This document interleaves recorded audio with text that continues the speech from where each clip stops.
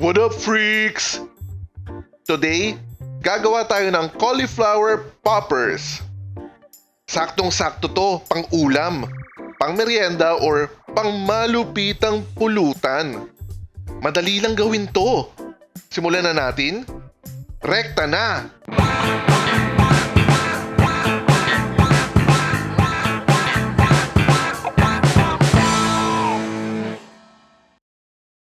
Hype na kami! Let's get it on! Call me flour. Flour din. Cornstarch, paprika, garlic powder, cumin, 5 spices, salt and pepper, butter, panko breadcrumbs, at bawang. At saka evaporated milk nga pala. Yung solo shot niya nag-evaporate eh. Umpisahan natin sa paghiwa-hiwalay ng cauliflower. Huwag masyado maliliit ah. Magsalang tayo ng tubig na may konting asin. Habang hinihintay natin kumulo ang tubig, makipaglaro muna tayo sa King of the Jungle. Ayan, kumukulo na siya.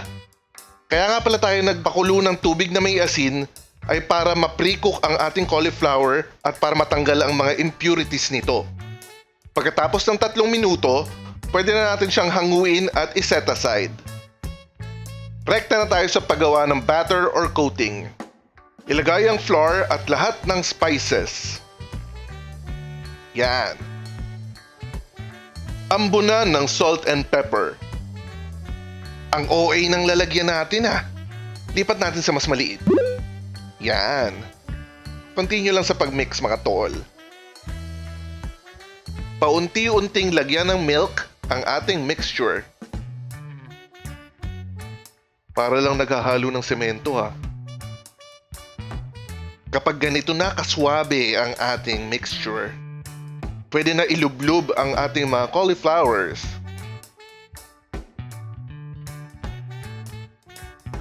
Gusto lang namin ipagyabang tong nabili namin sa Shopee eh. Salamat Shopee! Sana may libreng jacket.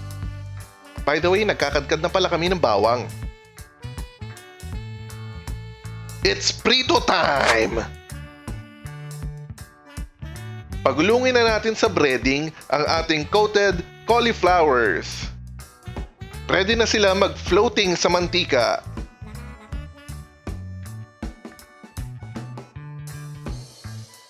Wow, golden brown. Ay, brown na brown pala. Oh, gusto mo na kumain? Di pa tayo tapos, boy!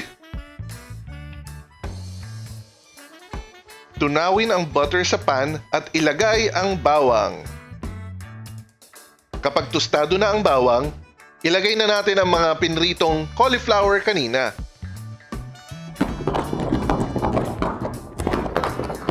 I-coat lang natin sila ng melted butter at garlic.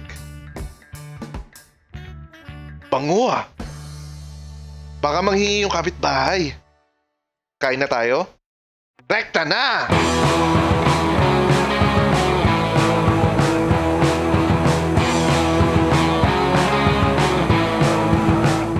Grabihan!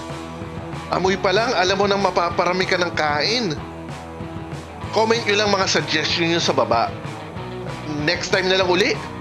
Please like and subscribe pala. May tumitira na ng poppers. Baka maubusan ako. Veggie Freaks out!